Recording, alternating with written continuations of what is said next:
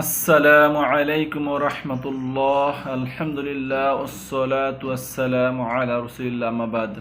যাবতীয় প্রশংসা মহান আল্লাহ তাআলার জন্য, শান্তি বর্ষিত হোক শ্রেষ্ঠ নবী, প্রিয় নবী হযরত মুহাম্মদ সাল্লাল্লাহু আলাইহি সাল্লামের প্রতি। আমরা ঈমানের স্বাদ পাই না, তো ঈমানের স্বাদ পেতে হলে কি করতে হবে? অথবা যার মধ্যে তিনটি গুণ আছে সেই ঈমানের স্বাদ পায়। তো এই তিনটি গুণ কি কি?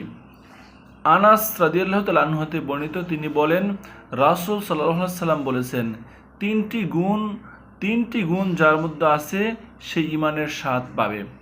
এক, যে আল্লাহ এবং আল্লাহ রাসূল সাল্লাল্লাহু আলাইহি সাল্লামকে তার জীবনের থেকেও বেশি ভালোবাসে। তার জীবন, তার পিতামাতা, তার সন্তান সন্ততি, পৃথিবীর সকল সম্পদ, যা কিছু আছে না কেন, সকল কিছুর থেকে আল্লাহ এবং রাসূলকে যে বেশি ভালোবাসবে সে ঈমানের স্বাদ পাবে। দুই, যে কাউকে ভালোবাসবে আল্লাহর জন্য এবং কাউকে ঘৃণাও করবে আল্লাহর জন্য।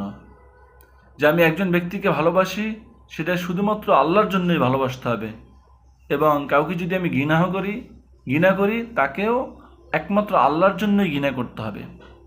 এবং 3 নাম্বার, কুফরিতে ফিরে যাওয়া, এটা আগুনে নিক্ষিপ্ত হওয়ার মতনই অপছন্দ করতে হবে। যে আমাকে যদি এখন কেউ দড়ি দিয়ে বাইদে টাইদা আগুনের মধ্যে নিক্ষেপ করে, তাহলে আমি যেমন এটাকে অপছন্দ করি, ঠিক এরকমই অপছন্দ করবো যে কুফরিতে ফিরে যাওয়া। তাহলে এই 3টা গুণ যার মধ্যে আছে সে ঈমানের স্বাদ পাবে। আবারও বলি, যে আল্লাহ এবং রাসূলকে জীবনের থেকেও, সকল কিছুর থেকেও বেশি ভালোবাসবে। 2 নাম্বার, কাউকে ভালোবাসলে আল্লাহর জন্য ভালোবাসতে হবে এবং ঘৃণা করলেও আল্লাহর জন্য ঘৃণা করতে হবে। এবং 3 নাম্বার হচ্ছে যে কুফরিতে ফিরে যাওয়া, এটাকে আগুনে নিক্ষিপ্ত হওয়ার মতন অপছন্দ করতে হবে। তাহলে এই 3টা কাজ যার মধ্যে আছে সেই ব্যক্তি ঈমানের স্বাদ পাবে ইনশাআল্লাহ।